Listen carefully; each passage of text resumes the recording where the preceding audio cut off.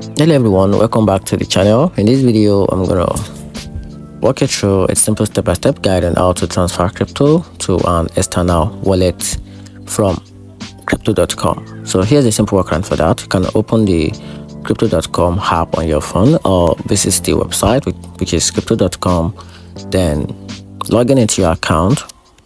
So once you have that, was logging into your account, tap the account tab, then from there you have to select crypto wallet, then select your coin you want to send, for example BTC, Ethereum or USDT, then tap the transfer. From there click on withdraw to external wallet, then tap the plus icon to add wallet address, paste or scan the recipient address, then choose the right network and save.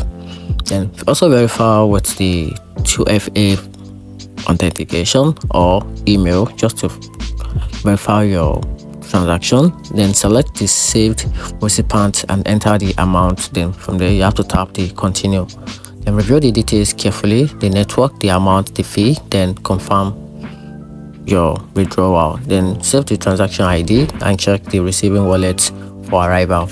And that's it. Hope you find the video helpful. Turn on the notification button and subscribe for more guide.